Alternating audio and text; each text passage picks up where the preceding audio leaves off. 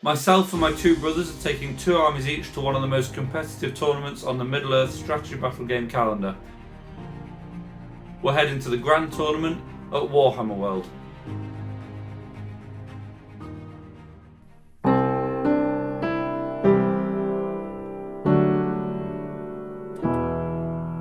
It's the Grand Tournament at Warhammer World for the Middle-earth strategy battle game. It's a super competitive tournament. It's 3 points for a win, 1 point for a draw, no points for a loss. There's no other points in the tournament, it's purely about how well you do on the tabletop. We're going to see how well we do and who can finish highest out of myself and my two brothers, Aaron and Louis. On our way to the GT, looking forward to it. I've got Men of the West and the Blackgate Opens, so taking a Themey army to a competitive tournament is probably what the video is going to end up being called. Looking forward to seeing how it does. Aaron, what do you got? I've got LURTZ Scouts as my evil army and the ENTS FANGORN as my good army. Luke? Guard of the Citadel and Gothmog. Just my face. Do it again. Guard of the Citadel and Gothmog for you. You've themed it though. Tell people what you've themed it about. The scene where Gothmog spits on the rock.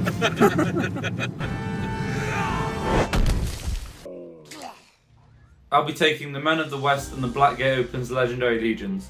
The Men of the West isn't considered to be a competitive army, and the GT is obviously a competitive tournament, so it's going to be a struggle. But I have got a plan, and it's basically make the most of Aragorn. He's got his 3 point of might, he's going to give everybody fearless, and they'll be able to buff their fight value for 1 turn. I'm going to try and use that fight value buff to draw might out of the opponent, make them heroic strike where ordinarily they wouldn't have to. I'm going to try and keep my warriors out of combat. If my heroes can get into choke points with spear supports, I'll hopefully be able to grind the opponent down until we're on more of an even footing. The problem will come with objective scenarios when I've got to spread out. I won't be able to make the most of Aragorn's banner effect, and even the Frodo rule has a range. But I'm very excited to use it. I don't normally use good armies or big heroes. Hopefully it'll do okay. I'm also bringing the Blackgate Opens Legendary Legion.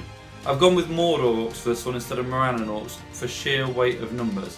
They're going to get +1 to wound when I outnumber the opponent in close combat, and the difference between +1 to wound on strength 4 to +1 to wound on strength 3 is less, so I thought I'd make the most of it.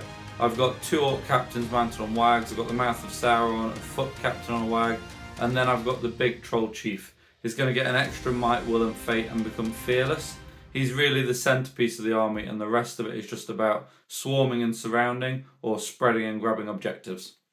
Louis is taking a MINAS TIRITH list led by Gandalf the White. He's got loads of tricks. He's going to be able to banish spirit models, cast channel terrifying aurora, and use a blinding light to get an advantage in range warfare. He's got an Avenger bolt thrower to help with that, and he's got some mounted Citadel Guard who have obviously got the bodyguard rule, and they're ideal for just sending to wide objectives, not worrying about your army breaking, shooting the opponent from a distance, and hopefully getting some victory points that way.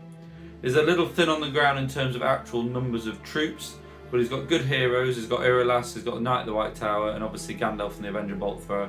Hopefully he'll be able to win some games. He's also bought the Army of Gothmog Legendary Legion. He's got Gothmog, he's got a catapult which he's hoping will be able to snipe high value targets, or if the opponent doesn't scatter, hopefully take out some masses of troops. He's got Goroth and Zagdush. He hasn't got Gurits however, and so he's hoping he won't get a Maelstrom scenario with this army. He'll be hoping to play against men, as Gothmog's going to give all kinds of buffs and bonuses when fighting against them, and hopefully he'll be able to get a win or two.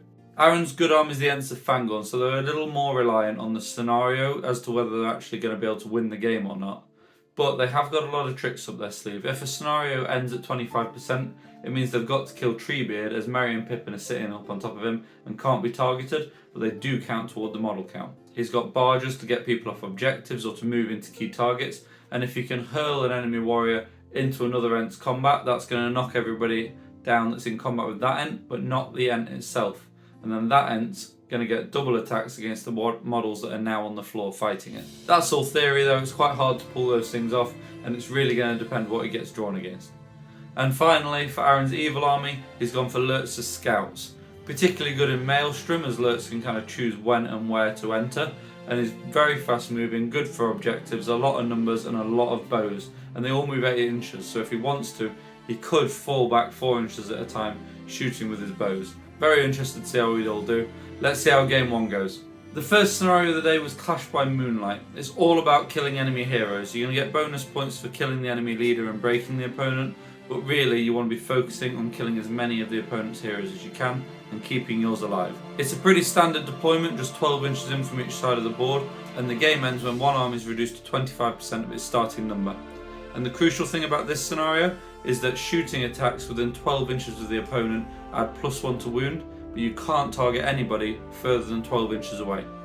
My first game of the tournament was against another guy called Jake, and he was an excellent opponent. He'd bought Rivendell Knights led by Elrond, Aragorn and Gwaihir. It's a deadly combination. Elrond rolled up 6 foresight points, and then with Aragorn's heroic moves he was going to be able to choose to win and lose priority pretty much every turn, and that's exactly how it panned out.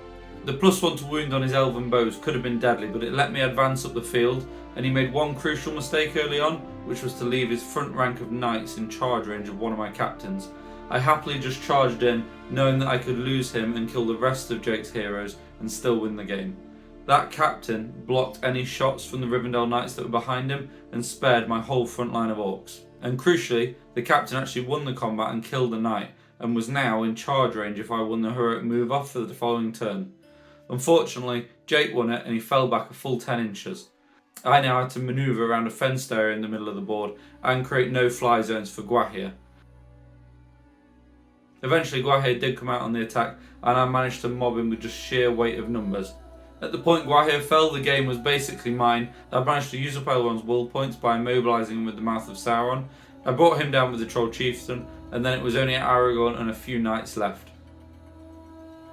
So he was left alive at the end of the game, but I got a major win and was off to a great start. Lou was using his MINAS TIRITH for his first game, and he got drawn against an Angmar army led by the Witch King and Gulliver. This should have been a good matchup for Louis, with Gandalf's banishment and his general resistance to terror thanks to his high courage. He also had the only shooting in the game. He positioned his bolt thrower high up on a ruin, and his mounted citadel guard flanked round the side to harass the enemy line. It didn't really do a lot of damage though, and his opponent kept Gulliver well out of the way. When he eventually did spring forward with him, Louis jumped him with the Knight of the White Tower and Irolas. And if you want to know how that went, well, now you see him, now you don't. And that was the beginning of the end for Lou. The following turn, Gulliver managed to fly into position to hurl down a line of 14 Gondorian warriors. And then the turn after that, he passed the channeled terrifying Aurora check and charged Gandalf one-on-one, killing him in one turn. That was the end of the game. Louis loved it, but it's a big loss for him. Aaron's first game was particularly intense. It was against a guy called Damien, and they ended up actually having a hug at the end of the game, which I don't think I've ever seen before. Aaron was using his ENTS, and Damien had brought his Army of Gothmog. Aaron had to protect Quickbeam and Treebeard and kill Guritz, a siege veteran from the Catapult, Gothmog and Goroth. It was a really close game and had Aaron using Merry as a scatter target for Treebeard to protect him from the Catapult. Aaron had the opportunity to kill a siege veteran for the Catapult later in the game, but there was also a troll nearby, and he prioritised killing the troll, thinking its fight value was going to be an issue later in the game, but then never got back round to killing the siege vet. Damien killed Quickbeam, and the game ended with a minor win for Damien, but that doesn't really do it justice. It was phenomenal. So at the end of game 1, we've got 1 win between the 3 of us, but we've had 3 great games, and I am now 3 points up in the tournament against both of them.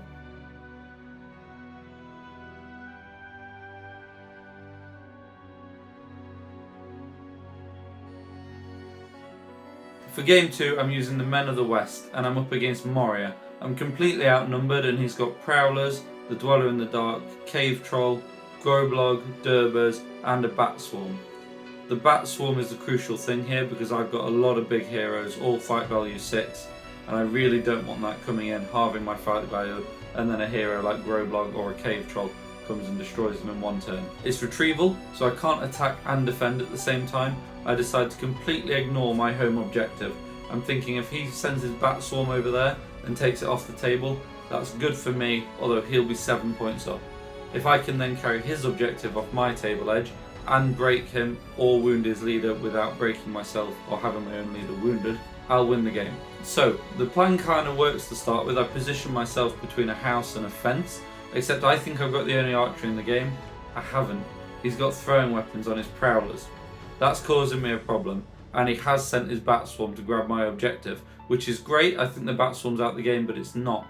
He sends a very small contingent of goblins to meet it at the table edge, so they'll be able to take the artifact off the edge and the Bat Swarm can re-enter play. That gives me about 6 turns to do what I need to do. This is where I actually play it quite clever. His dweller's coming around the back of my army and I just jump that with Legolas and some archers. They deal with that in their own time. Aragorn, heroic marchers around the other side of the house that they're defending. Chris thinks I'm making a play on the attack to try and grab his objective. He manoeuvres his entire army to block that path. If he hadn't, I would have moved for his objective. But actually, he's exposed his valuable targets on his back line, his cave troll and his heroes. So I wait until I lose priority and then manoeuvre back round the other side of the house. Now I just need to win a heroic move roll off and I can get in at those valuable targets. If I lose the heroic move roll off, I can just rinse and repeat moving back round the other side of the house, obviously bearing in mind there's a bat swarm on its way. I was lucky and won the heroic move roll off. Éomer and Gimli jump the troll and Aragorn kills Groblog. That's some of his high value targets gone along with the dweller, and now I just need to shield. I don't want to break him. If I break him, the game's going to end and he's 7 points up. I've not broken him and I've not killed his leader. So I shield for my life. I shield. I put my heroes like Legolas and Gimli that don't have shields up against the house and I put shield warriors in front of those. I'm trapping myself, but it means I'm not getting any kills. Aragorn and Éomer make a break for the objective. Éomer's just shielding his way to victory and Aragorn has to kill, so I've got to be very careful here. Eventually they do break through and grab his objective, but I break. That means I've now got to break him and kill or wound his leader and get Aragorn off my board edge without having suffered a wound. Not ideal, but I'm actually only 2 turns away from doing this at the point I break. You break at the start of the turn and you don't roll for the game ending until the end of that turn. So I've got a turn of knowing I'm broken before I have to roll for the game to end. Legolas and Gimli spring forward and they break Chris in 1 turn. They heroic combat, kills everywhere. It's excellent. I now know that I'm guaranteed a draw. I've got 1 more turn to play, and if I can kill or wound his leader and get Aragorn off the board edge without the game ending, I'll have a massive victory. I rolled the dice and it wasn't a 1 or a 2. The game didn't end. I got the extra turn I needed. Aragorn moved off. Gimli killed his leader and it was an amazing victory. Probably the best I've ever played at a tournament. I felt like I worked really hard for it. Chris was an amazing sport and he brought a very good competitive army. It was really difficult. Let's find out how Aaron and Louis are getting on. Louis' second game was against Damien, the same Damien that had just beaten Aaron in game 1, so Louis had some avenging to do. Damien had brought a MINAS TIRITH list led by Warhammer of Gondor and Louis was using his Army of Gothmog. He gives all kind of buffs when fighting against men, but Damien played it well. He spread his army out knowing that Louis had a catapult, and in this particular scenario, spreading made it very hard for Louis to break through Damien's line. And it worked really well for Damien and Louis just couldn't break through. Eventually Damien ground out the win and Louis ended up with a heavy defeat. So game 2 is going well for me, not so well for Louis. Aaron didn't have such luck either. He was only against 4 models and he had about 50 heroic high, so you're thinking retrieval, he'll be able to defend, he'll use his fast movement and his numbers to grab their objective, job's a good one. It wasn't to be. He went big on turn 1 for some reason. He charged LURTZ and Ugluk into Elrond. Heroic struck, lost the roll off, and they both died in 1 turn.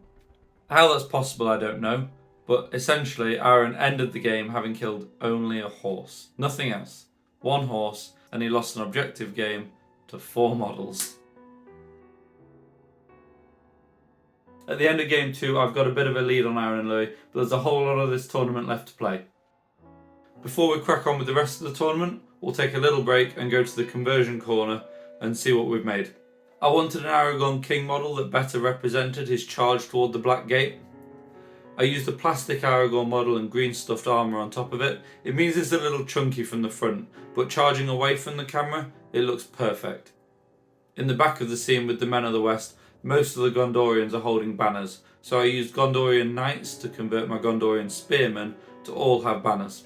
There's still not a mounted orc captain model available, so I thought it would be a good opportunity to make 2 of my own. The first is a little more heavily armoured. He's a Morannon orc converted to be on top of a wag. He's holding his helmet, which is the head of a plastic orc, and I think his dismount might be my favourite conversion I've ever done. I also went for a more lightly armoured scout orc captain using pieces from the plastic wag rider kit. His dismount's also meant to look like he's just fallen onto the floor and is getting up, sweeping his sword around, attacking all the enemies around him. Most of the orcs in the army are converted. Here's a highlight of some of the best ones. They're all using official Games Workshop pieces. My personal favourite is the Spearman with the trident from the Morannon orcs and the Wag Rider head.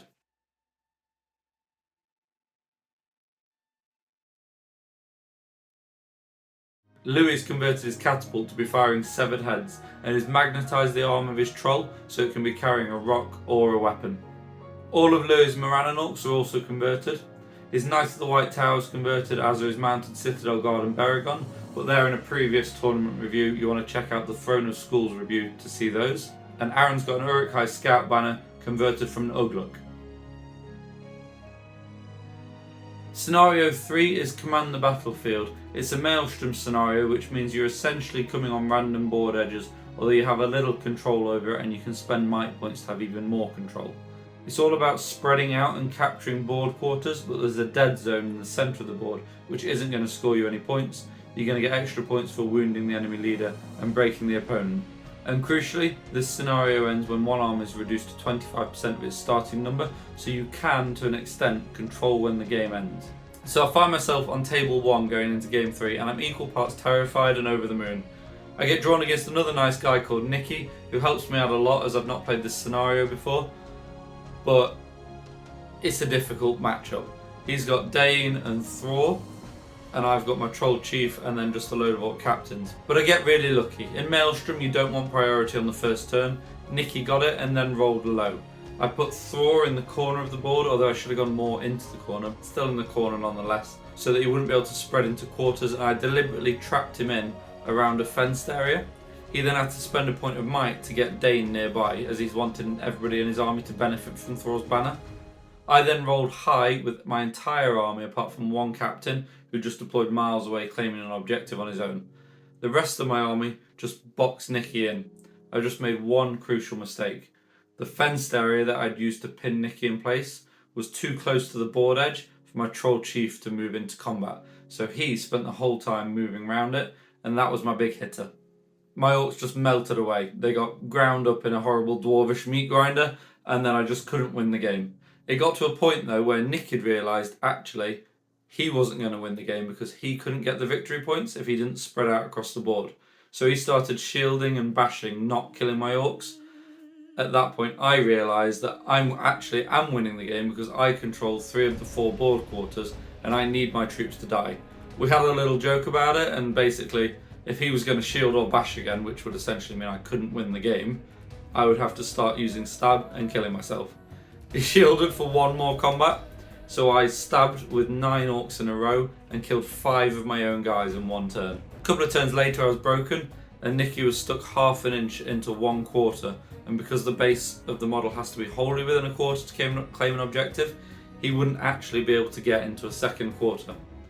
So I'm guaranteed a draw as long as my Troll Chief doesn't suffer a wound, and it'll be a win if my Troll Chief doesn't suffer a wound and my Orc Captain, who's on his own in a back quarter of the board, passes his courage test. I hadn't done the maths properly at the time, so the Troll Chief heads off against Thror. Luckily, neither of them suffer a wound. I'll take that. Now I just have to pass a courage test with my Orc Captain. I roll a 1 and a 2. 2 might would make that up to a 5. Another will would make it up to a 6. He's courage 3. Gone. That was it. Draw. I was still very, very happy with the result because I got absolutely wiped off the board. But it was as close to a win as you could possibly get, and who knows what might have happened then. Louis ended up with another thematic matchup. He's got his Army of Gothmog against the Fiefdoms of Gondor in Goblin Town. Louis should be winning this though. He's got all kinds of buffs and bonuses when fighting against men thanks to Gothmog and his legion. It didn't pan out that way though. Louis took a catapult instead of Guritz and a load of extra orcs, and his Maelstrom rolls really cost him. He's spread out all over the board. The Fiefdoms clumped together around Imrahil and just bulldozed around the board, killing orcs. It was a very quick game. Louis enjoyed it, he enjoyed playing on Goblin Town, but it's another loss. So you'll remember the scenarios Command the Battlefield. It's all about spreading out your troops and having the most troops in each board quarter. Aaron's got his 40 plus Uruk-hai and he gets drawn against ENTS. Perfect. How could you not win? Aaron always finds a way to not win. Basically, he didn't want to kite round shooting the opponent with bows and claim a cheap victory, but ultimately it's cost Aaron the game. A heroic combat from Quickbeam in the last turn rescued a draw for his opponent, so that's how it ends. So Aaron, after 2 games with his Uruk-hai, has killed 1 horse. So at the halfway point of the tournament, Aaron's finally got some points on the board, and the score is 7 for myself 0 for Louis, who's still looking for his first draw or win, and 1 point for Aaron. In the Warhammer World car park, we're here for day 2 of GT. We've got... Aaron. No. Win. You just what did you want me to do? You lead and we'll follow. Okay, got 2 wins and a draw. And with the Men of the West and Blackgate, I've got 2 games left with Men of the West, 1 with Blackgate. I was on table 1 yesterday, but probably dropped down a little bit. Aaron, where are you at? I lost my first 2 games badly.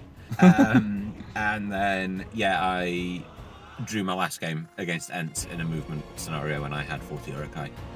Can we just clarify that? So you have taken ENTS and managed to lose to ENTS, but you can't win with your own ENTS? Yes, basically. The guy that I played did very well to get a draw out of it, and was very grateful that I attacked him instead of just kiting away, which I would have rather had done, I think. Yeah, that'd do you nice at throwing the skulls. Yeah. You're getting nothing for that here. Lou, how you doing?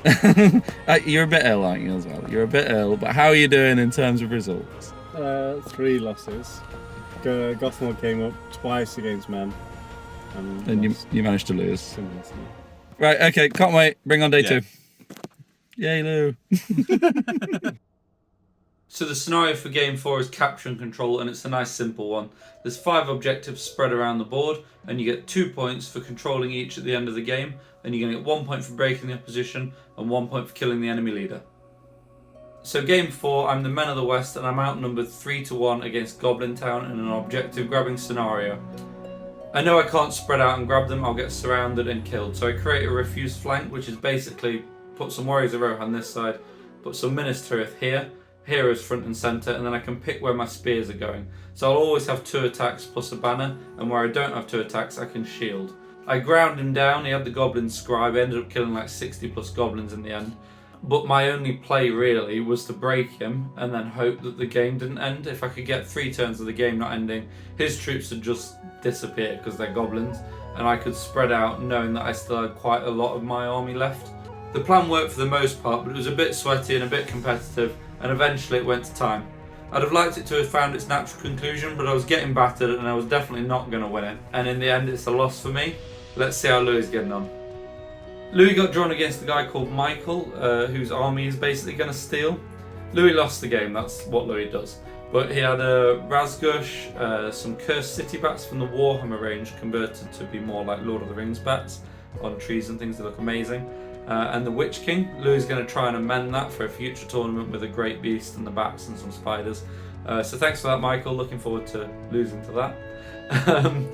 And Aaron was just really unlucky with his draw. He got drawn against the Raids of Dol Guldur with his ENTS, so that's another kind of not usual army, which is fine. You want to play some of those, but you don't want every game against it. I know he enjoyed the game and he actually managed to rescue a draw from it, but he hadn't killed a model by the end.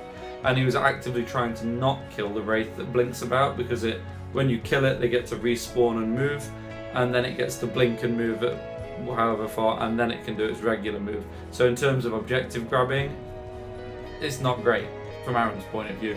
Aaron though did have Quick Beam, who was basically just running laps around the board, flipping objectives onto his side. The rest of Aaron's ENTS basically fed themselves to the Necromancer. He can cast 2 spells a turn, so to stop that, Aaron was charging him with ENTS, but he has Drained Soul, so he removes all wounds when he causes 1 wound. It's a fine balance as to what's worth it. In the end, it worked out well for Aaron.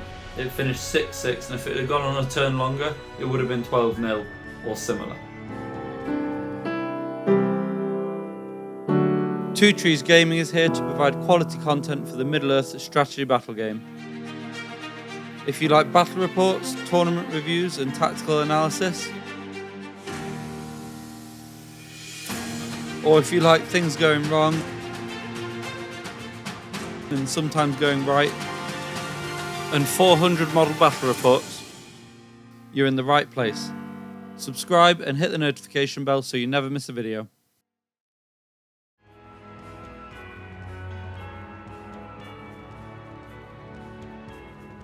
So between games 4 and 5 you have the painting competition. We got looked at quite a lot by the judges, but none of us actually got selected. I was a little disappointed, but then my painting isn't very good and the conversion of Aragorn looks a bit fat and it's not great. The board itself's okay and all the models are converted, but I don't think they're particularly looking for conversions, or the painting's certainly more important. And anyway, you then look at the ones in the cabinet and you're like, I was just nowhere near getting in that. These are all amazing. I'll just put a few hundreds up now of them.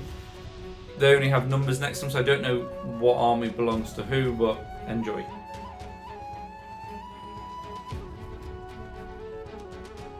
So Game 5's Lords of Battle. There's a few victory points on offer for killing or wounding the enemy leader or breaking the opponent, but really the whole game hinges on total number of kills, or total number of wounds caused.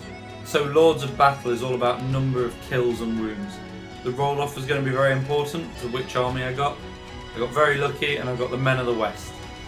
I was slightly outnumbered by an Angmar army, which for me was actually perfect.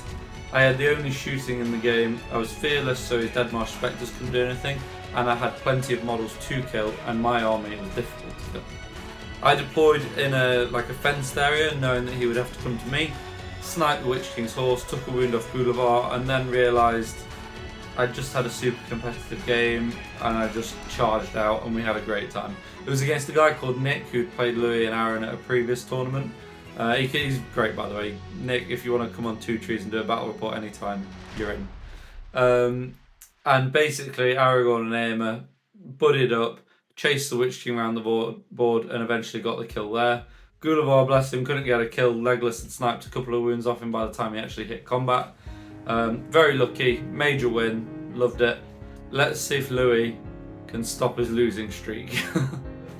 Louis' 5th game was with the Army of Gothmog against the Defenders of Helm's Deep. The first few turns were massive for Louis. His opponent hadn't deployed to account for the scatter of the catapult, and there were elves and Rohirrim dying everywhere.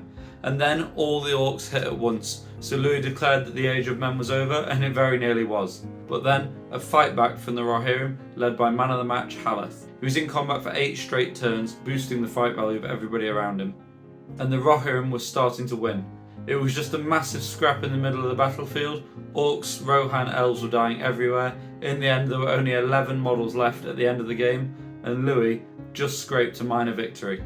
For Game 5, Aaron was using his Uruk-hai. He got drawn against Eagles, and in Lords of Battle, that's not good. They've got 3 wounds each, so it's not impossible, but Aaron's obviously got 40 Uruk-hai. The Eagles have got a significant advantage. Aaron decided to go big again on turn 1, or as soon as he could, and charged into Gwaihir with both Ugluk and LURTZ. He heroic struck, lost the roll-off. LURTZ and Ugluk both basically nearly died, but they didn't. The following turn, Gwaihir charged into both of them, and in an effort to save them, Aaron called a heroic challenge with LURTZ. Genius. No. Gwaihir killed LURTZ, and then Gwaihir turned into a flying Boromir with 6 might points. He basically tabled Aaron, or he would have tabled Aaron, except in the very last turn of the game, they both had 5 models left, so his opponent said, right, let's go 1v1 Eagles to Uruk-hai. He did that. Every Eagle made a kill, apart from the Boromir Gwaihir failed, and Aaron got left with 1 Uruk-hai at the end of the game. Louis' first win of the tournament and a major loss for Aaron leaves them with all to play for going into the last game. Scenario 6 is Reconnoiter, and it's basically get your models off the opponent's board edge. There's extra points for killing and wounding enemy leaders and breaking the opponent, but ultimately if you get loads more models off the opponent's board edge than they do, you're going to win the game. I got drawn against the White Council Legendary Legion, Vanquishers of the Necromancer. It was Gandalf, Elrond, Galadriel and Saruman, and it was deadly, but it didn't matter. I had the Blackgate Legendary Legion, I had 50 models, and all I had to do was get about 12 off the opposite board edge and I would win the game. I got 12 models off the other edge, and then we just had a big fight in the middle to see who could kill what. And it turns out the Vanquishers can kill whatever they want, whenever they want. It was insane. It wasn't even close, I didn't even get close to wounding any of them. But major win for me in the final game, so I'm happy. I'm aiming for top 20, maybe even higher if I'm lucky. Let's see how Aaron and Louis got on and who can finish highest out of those two. Louis was playing on the Forge World Weathertop board and it was incredible, but it did mean there was an area in the centre of the board that you couldn't move through. He spent 6 turns pushing a bolt thrower up on top of Weathertop to rain bolts down on the opponent. Only on the 7th turn, one of the crew members got black darted and it didn't fire a single shot. But he did save his best play for this game. He split his army with 25% of his army plus how many people he thought would die going down the right hand side of the board, and the rest of his army down the left-hand side of the board. The opponent had deployed pretty much all together. They were coming down Louis' left. They would have to fight through Louis' army, Louis knowing his models would die, and end the game. The maths worked out perfectly, except that Louis lost one less guy on the right to the opponent's defensive force than he thought he would. That meant he had to walk one model round the back of Weathertop into the opponent's only model without a shield, so that he had to attack, so that Louis' model could die. That was Dalamar. So basically, Louis sent a warrior of Minas Tirith on a suicide mission to find Dalamar, to die, to end the game, so that Louis would claim the win. And that's exactly what happened. Great play. So Reconnoiter with ENTS is never going to be easy, but this is Aaron, so he loses games that he should win, and apparently he wins games that he should lose. He managed to claim a win in Reconnoiter against Saruman, Goroth, a load of Crebain and Dunland. Really cool army, newish player, but basically Quickbeam managed to act as a sweeper on his back line, and then he just moved as many of his other ENTS off using barges and things like that as he could, and he got a 5-4 win.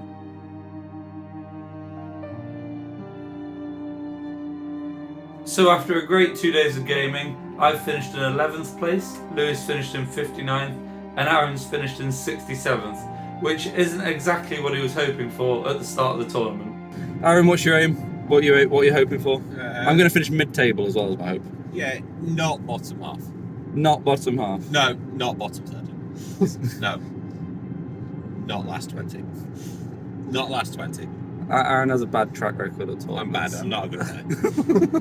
We're in the car park of Warhammer World. We've just come from the results, the GT, and it's gone pretty well for one of us. So 11th place finished. Very, very happy with that, especially with the Men of the West and the Blackgate Opens. 6 good games. I was unlucky that the one against Goblin Town went to time, and unlucky about the morning on captain, but then I was very lucky in all the wins, so it's fine. And how did you guys do, Aaron? I had a great first game. It was really close. Then for the next 4 games, I killed a horse. That's actually true, isn't it? So you could That's literally actually true. I killed a single horse. One. 4 games. Then Reconnoiter, but I only over those 4 games I only played against 20 individual models, so it was all high value stuff. And then do Reconnoiter with my ENTS against a big Goric high list for the last game, and actually I won, which was the right result. That's the best I played. So you managed to do recon with the ENTS. Yes, yeah, that's pretty yeah, good. but up until that point I killed a horse.